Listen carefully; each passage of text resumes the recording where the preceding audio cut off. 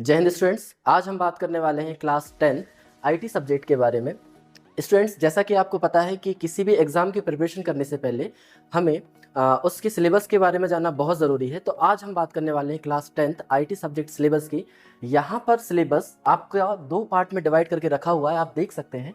Part A और part B आप clear देख पा रहे होंगे। यहाँ पर जो पार्ट ए दिया हुआ है वो एम्प्लॉयबिलिटी स्किल्स का दिखाई दे रहा है, और सेकेंड वाला जो पार्ट दिखाई दे रहा है वो सब्जेक्ट स्पेसिफिक स्किल्स का है। यहाँ पर सारे मार्क्स चैप्टर वाइज दिए गए, ठीक है। अब मैं आपको एक बात बताना चाहता हूँ कि देखिए, आपका जो टोटल मार्क्स का क्वेश्चन पेपर है वो 100 मार्क्स का है। तो मैं यहाँ पे बात करता हूँ 100 मार्क्स की, ठीक है। अब 100 मार्क्स में से आपका जो 50 मार्क्स का क्वेश्चन पेपर है, जो थ्योरी पार्ट है, और दूसरा पार्ट आपका प्रैक्टिकल बेस्ड है, ठीक है। तो आपको इस चीज़ का ध्यान रखना है कि जो 50 मार्क्स हैं ये आपको स्कूल द्वारा दिए जाएंगे, क्लियर। और जो आपका थ्योरी पार्ट है, इसमें से मैं आपको बताना चाहता हूं कि जो बच्चे एवरेज होते हैं या जो बच्चे तैयारी नहीं कर पाते हैं, इसके लिए आपको क्या करना है, इसका पैटर्न समझ लेना है। पैटर्न के बारे में अगर मैं आपसे बात करूं तो 50 मार्क्स के थ्योरी के पेपर में आपके 24 ऑब्जेक्टिव्स आएंगे, ठीक है। यहाँ पर 24 मार्क्स के सिर्फ आपके ऑब्जेक्टिव आने वाले हैं, और यही नहीं, 24 मार्क्स के साथ साथ आपको ये ऑब्जेक्टिव्स एनी में भी मिलेंगे। तो आप मान लीजिए कि 30 ऑब्जेक्टिव आपको यहाँ पर दिए जाएंगे, जिनमें से आपको 24 करना है, ठीक है। यहाँ पर हर चैप्टर के लिए सारे मार्क्स दिए गए हैं। जैसे कि आप देख सकते हैं कि यहाँ पर 5 यूनिट्स दी गई हैं एम्प्लॉयबिलिटी स्किल्स की। तो बच्चे इनमें फंस जाते हैं। आपको यहाँ पर हार्ड वर्क तो करना है, लेकिन स्मार्ट वर्क के साथ करना है। कैसे? तो आप यहाँ पे ध्यान से देखिए, एम्प्लॉयबिलिटी स्किल्स में कम्युनिकेशन स्किल्स ओनली 2 मार्क्स का दिया गया है, और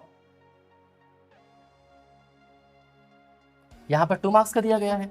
और वहीं पर अगर आप देखें सेल्फ मैनेजमेंट, यहाँ पर 3 मार्क्स का दिया गया है। ओवरऑल यहाँ पर टोटल आपको कम्युनिकेशन पार्ट 10 मार्क्स का दिखाई देगा, और जो आपका सब्जेक्ट स्पेसिफिक स्किल्स है ये आपका टोटल 40 मार्क्स का दिया गया है। अब आपको ये चीज़ ध्यान रखनी है कि आपको फोकस सबसे ज़्यादा किस पर करना है। तो मैं आपको बताना चाहूँगा कि यहाँ पर ये जो आपको 5 यूनिट दिखाई दे रही हैं, इसमें से आपको 4 मार्क्स का ऑब्जेक्टिव आता है, क्लियर। तो यहाँ पर सिर्फ हमें उतना ही प्रिपरेशन करना है जितना कि हम उसमें समय दे सकते हैं। और दूसरा जो हमारा पार्ट है सब्जेक्ट स्पेसिफिक स्किल्स, इसमें से किस चैप्टर्स में से कितना आने वाला है आइए हम जानते हैं। तो देखिए, digital documentation using Libre office writer, ये एडवांस वर्जन है, जिसमें से आपको 8 मार्क्स का दिया जाएगा।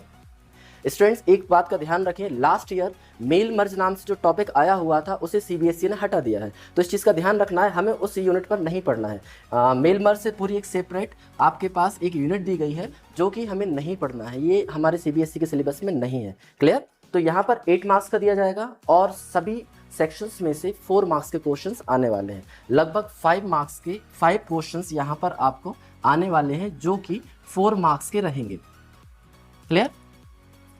हर एक यूनिट से एक एक क्वेश्चन आने वाला है जो 4 मार्क्स का है, और यूनिट 3 डेटाबेस मैनेजमेंट सिस्टम से 2 मार्क्स 2 क्वेश्चंस आएंगे जो कि 4 मार्क्स के होंगे, क्लियर।